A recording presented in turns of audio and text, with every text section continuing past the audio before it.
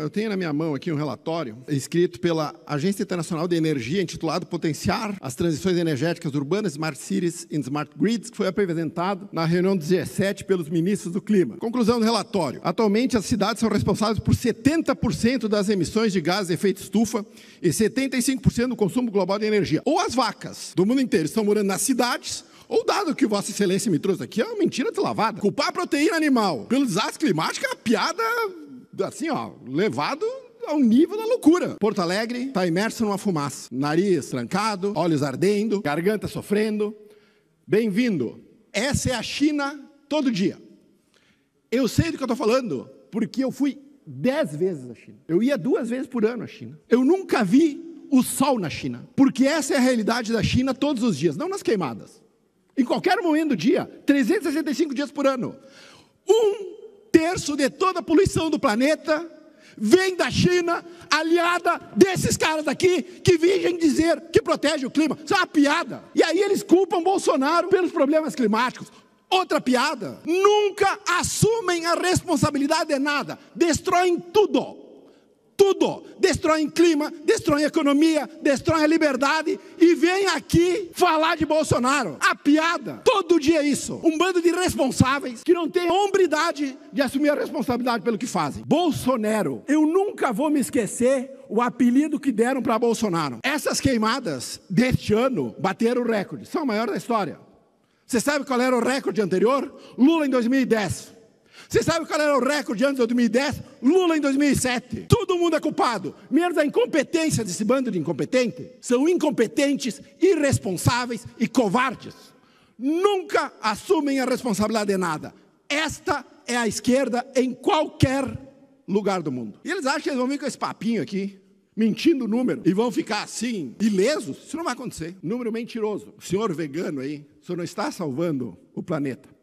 Se o senhor é vegano e usa produto chinês, o senhor está prejudicando mais o planeta que se eu comesse 1 quilo de carne por dia. É isso. A China dobrou a quantidade de usinas a carvão depois da guerra da Ucrânia. Dobrou. Emitiu licença para a operação de usinas de carvão que dobrou o número de usinas. E a China foi homenageada neste plenário com um representante do governo chinês sentado aqui. E eu não vi cobrarem da China responsabilidade com o meio ambiente.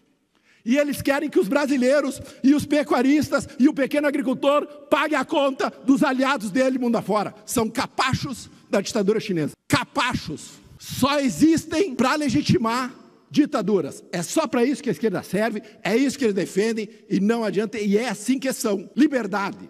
Vamos falar já de liberdade, que nós estamos falando da China. Uma das cidades mais maravilhosas que eu tive o prazer e a oportunidade de conhecer foi Hong Kong. Uma cidade de 7 milhões de habitantes, do tamanho de Floripa. Rica, organizada, povo cordial, destruída pelo regime comunista chinês. A liberdade foi dizimada. Em 2019 eu tive a oportunidade de ir lá. Manifestações monstruosas aconteciam em Hong Kong porque a China queria indicar. Hong Kong é um estado que pertence à China, mas ele funciona como uma região autônoma. E a China queria indicar o seu representante, que a população de Hong Kong não aceitou. Quando veio a pandemia, a China aproveitou que todo mundo estava em casa, fugindo do vírus, que ela mesma liberou e não avisou a comunidade internacional, e por conta dos chineses, milhões de pessoas morreram no mundo, por conta da irresponsabilidade das autoridades sanitárias chinesas, a China invadiu Hong Kong, acabou com a liberdade de imprensa e acabou com a liberdade de Hong Kong, a pérola do Oriente. Nós estamos indo pelo mesmo caminho, vocês não têm dúvida alguma. Essa galera aqui, eles estão se lixando para a liberdade. Vocês preferem ter um padrão de vida ok e terem liberdade, ou ter toda a riqueza do mundo e serem escravos? Eu prefiro a primeira. Não nasci para ser escravo. Talvez a esquerda ache a escravidão algo ok. Talvez a esquerda ache que a liberdade seja uma concessão do Estado. A liberdade não é uma concessão do Estado. A liberdade foi nos concedida por Deus. O direito à liberdade, o direito à propriedade privada, o direito a buscar a sua própria felicidade. Isso não tem a ver com a lei dos homens. Tem a ver com a lei de Deus. E essa ideologia maldita aqui, que eles defendem, não vão nos roubar a liberdade. Eles querem. Hans Hermann Hoppe escreveu um livro chamado A Democracia, o Deus que Falhou. Ele dizia que os regimes democráticos tendiam a aumentar o tamanho do Estado, restringir a liberdade individual e, obviamente, colocar em risco a propriedade privada. O Brasil caminha nesse sentido. O Supremo Tribunal Federal ontem acabou com o sigilo bancário. O artigo da Constituição defende que todo cidadão tem direito à privacidade. É uma garantia constitucional. o direito à privacidade e à intimidade foi jogado no lixo, porque agora a Secretaria da Fazenda aqui do Estado do Rio Grande do Sul pode quebrar o seu sigilo bancário sem requerer um processo judicial. A quebra de sigilo bancário, que era a exceção, virou a regra. O sigilo bancário, que era garantido pela Constituição, virou a exceção. Assim vai acontecer com o sigilo telefônico, que as receitas e as polícias possam quebrar o sigilo telefônico e, portanto, a privacidade das conversas. E aí tu imagina um cara que nem o Vossa Excelência, policial, cagueta, que gosta de sair caçando fascista, que só existem na cabeça dele, tendo o poder, como policial civil, de quebrar o sigilo telefônico de qualquer um que ele queira, porque é isso que o STF vai decidir. E quando acabar o sigilo fiscal, sigilo bancário que já acabou, e acabar o sigilo telefônico, o que sobra para nós?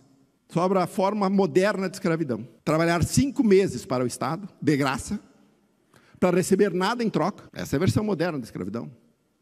5 meses do teu suor entregue para alguém que não te representa, para usar o teu dinheiro em coisas que você não acredita, que você repudia. Não ter direito à intimidade e à vida privada, não ter direito ao sigilo telefônico e não ter nenhum livro de regras para seguir, porque a Constituição foi rasgada pelo Supremo Tribunal Federal.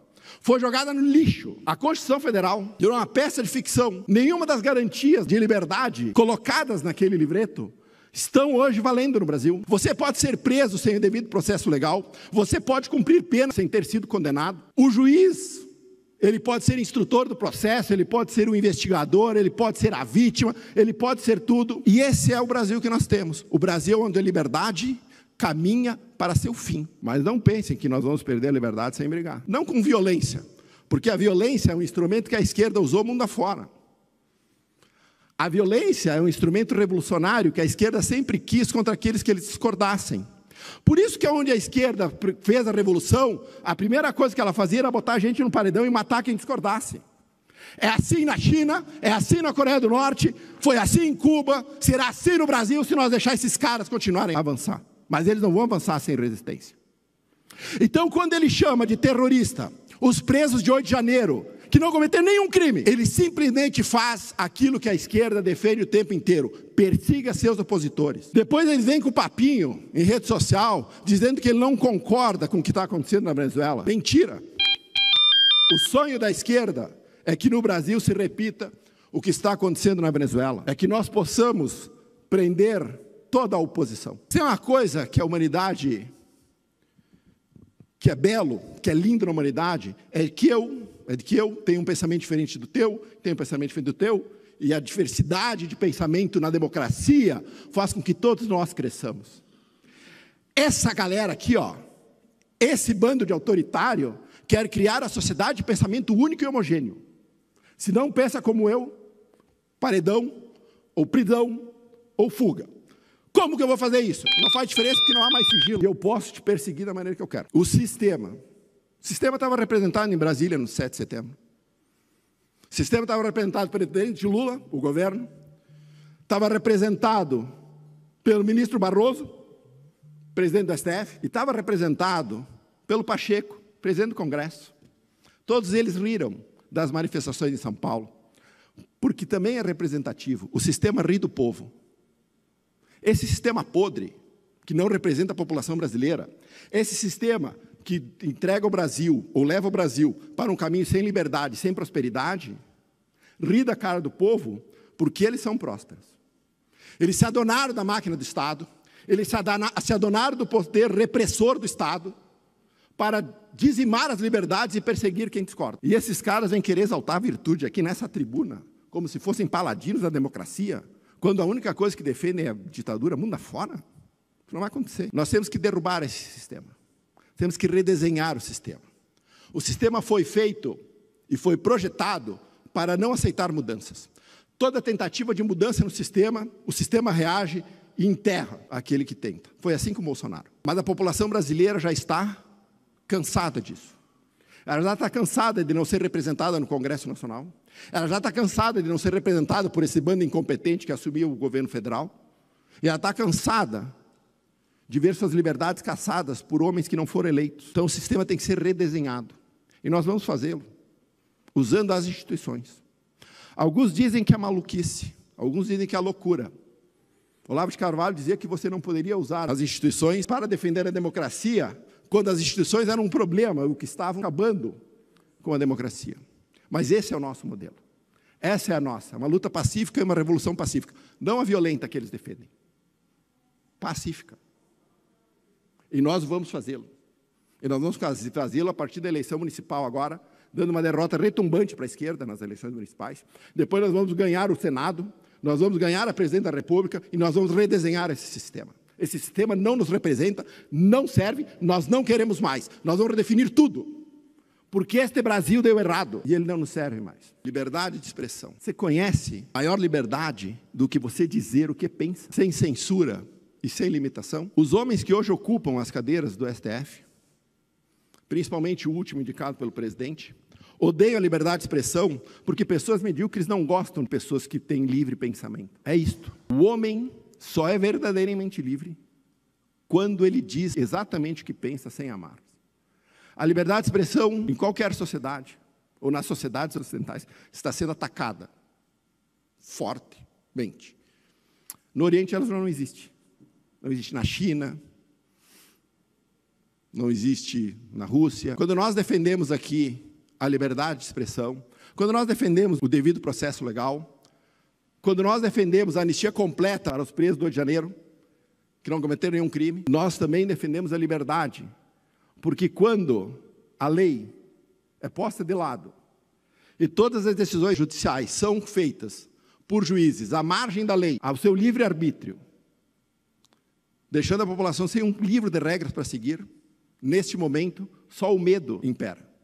Nesse momento, a população deixa de ser livre e ela passa a ser refém do medo. Tem um livrinho que eu gosto de citar, chamado Quem Mexeu no Meu Queijo. É um livrinho bem pequenininho. E ele, por incrível que pareça, esse livrinho pequenininho, ele me teve uma frase que eu sempre uso quando eu estou em dúvida sobre o que defender e sobre o que fazer. E a pergunta é, o que você faria se não tivesse medo? Eu não tenho medo da ditadura, eu não tenho medo desses canalhas, eu não tenho medo da esquerda, eu não tenho medo do que eles querem no Brasil. Nós vamos lutar e nós vamos trazer o Brasil de volta para os brasileiros. Eles esperem e eles não perdem por esperar, não tenho absolutamente nenhuma dúvida disso. Obrigado, presidente.